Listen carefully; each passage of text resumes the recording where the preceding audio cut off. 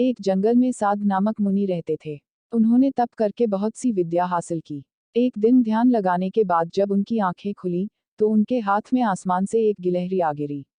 वह गिलहरी खून से लथपथ थी, क्योंकि वो चील के पंजों से छूटकर मुनि के हाथ में आ गिरी थी। गिलहरी मौत के डर से कांप रही थी। मुनि को उसके ऊपर दया आ गई। उन्होंने सोचा क्यों न इसे अपनी विद्या से अपनी बेटी बना लूं। मेरी पत्नी कब से संतान प्राप्ति की चाह रख रही है, लेकिन उसके भाग्य में संतान है ही नहीं। अब यह बात बताकर उसे दुखी करने की जगह कुछ साल इस गिलहरी को ही बेटी बनाकर उसे सौंप देता हूँ। इतना सोचते ही मुनि ने एक मंत्र पढ़कर गिलहरी को एक छोटी सी बच्ची बना दिया। वो उस गिलहरी को बच्ची बनाने के बाद गोद में उठाकर अपनी पत्नी के पास लेकर आए। उन्होंने कहा, लो अब इसे अपनी बेटी मानकर ही पालना। सोच लो, भगवान ने तुम्हारी सुन ली है। मुनि की पत्नी छोटी बच्ची देखकर खुश हो गई। अब गिलहरी से बच्ची बनी लड़की मुनि के घर में बड़े लाड़ प्यार से पलने लगी। मुनि की पत्नी ने कुछ दिनों के बाद बच्ची का नाम वेदांता रखा। मुनि और मुनि की पत्नी दोनों ने बड़े प्यार से वेदांता को पाला। मुनि को बहुत खुशी थी कि उसकी पत्नी को अपनी ममता लुटाने के लिए एक बेटी मिल गई। कुछ समय के बाद उसकी परवरिश में मुनि भूल ही गए कि वो एक गिलहरी है। वेदांता को मुनि ने अच्छी पढ़ाई लिखाई करवाई। देखते ही देखते वेदांता 16 साल की हो गई। अब मुनि की पत्नी को अपनी सुंदर बेटी की शादी करवाने की चिंता होने लगी। उन्होंने यह बात मुनि से की। अपनी बेटी की तरफ देखते हुए मुनि को भी लगा कि इसका अब विवाह हो जाना चाहिए। मुनि ने अपनी पत्नी से कहा कि तुम चिंता मत करो, मैं इसके लिए योग्य वर ढूंढ लूंगा। मुनि को लगा कि मेरी बेटी बहुत सुंदर है और उसकी शिक्षा दीक्षा भी अच्छी हुई है। इसलिए उन्होंने अपनी सिद्धि से सूर्य देव को पुकारा। सूर्य देव ने मुनि को प्रणाम करके बुलाने की वजह पूछी। तब मुनि ने कहा, मेरी बेटी विवाह के योग्य हो गई है। मैं चाहता हूं कि आप इसके पति बने। सूर्य देव ने कहा, आप एक बार अपनी पुत्री से पूछ लीजिए। अगर उसे मंजूर है, तो मेरी तरफ से भी हाँ है। तब वेदांता बोली, पिताजी, यह बहुत गर्म है।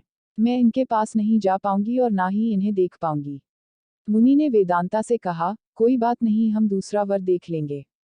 तभी सूर्य देव ने कहा, हे मुनिवर, मुझसे श्रेष्ठ बादल है, आप उनसे बात कीजिए। वह मेरे प्रकाश को भी ढक देते हैं। मुनि ने अब बादल को याद किया। बादल गरजते हुए मुनि के पास पहुंचे और उन्हें नमस्कार किया। इस बार मुनि ने सीधे वेदांता से पूछा, क्या तुम्हें यह वर पसंद है? वेदांता ने जवाब दिया, पिताजी, मेरा रंग गोरा है और इनका काला। हमारी जोड़ी अच्छी नहीं लगेगी। तब बादल ने मुनि से कहा, आप पवन देव को बुलाए। वे मुझसे श्रेष्ठ हैं। उनमें मुझे उड़ाकर इधर से उधर ले जाने की ताकत है। अब मुनि ने पवन देव का स्मरण किया। पवन देव के आते ही मुनि ने अपनी बेटी से पूछा, क्या आपको यह वर पसंद है? वेदांता बोली, पिताजी, यह तो एक जगह ठहरते ही नहीं है। इनके साथ मैं घर कैसे बसा पाऊंगी? इस बार मुनि ने पवन देव से पूछा, मुझे अपनी पुत्री के लिए वर की तलाश है। आप बताइए कि आपसे श्रेष्ठ कौन है? पवन देव ने जवाब दिया, मुनिवर, आप पर्वत को बुला सकते हैं। वह मेरा रास्ता रोक देते हैं। वह मुझसे श्रेष्ठ हैं। तुरंत मुनि ने पर्वत को पुकारा। पर्वत को देखते ही वेदांता बोली, यह तो पत्थर हैं। इनका दिल भी पत्थर का ही होगा। इनसे विवाह कैसे हो पाएगा पिताजी? मुनि ने हाथ जोड़कर पर्वत देव से पूछा, आपसे श्रेष्ठ कौन है? पर्वतराज ने जवाब दिया, हे मुनि, चूहा मुझ में छेद कर देता है। इस आधार से वह मुझसे श्रेष्ठ है। इतना कहते ही पर्वतदेव के कान से चूहा नीचे कूदा। वेदांता ने जैसे ही चूहे को देखा, वह खुशी के मारे उछल पड़ी। उसने कहा, पिताजी, यही मेरा वर बनना चाहिए। मुझे यह पसंद है, इनकी पूंछ, कान, सब कुछ कितना प्यारा है। मुनि ने सोचा, अहो, मैंने एक गिलहरी को मंत्र विद्या से इंसान तो बना दिया, लेकिन इसका दिल अभी भी गिलहरी वाला ही है। मुनि ने तुरंत वेदांता को गिलहरी बनाया और उसका विवाह चूहे से करवा दिया। विवाह के बाद दोनों खुशी खुशी रहने लगे। कहानी से सीख, इंसान चाहे बाहर से कितना भी बदल जाए, लेकिन उसका दिल वैसा ही रहता है।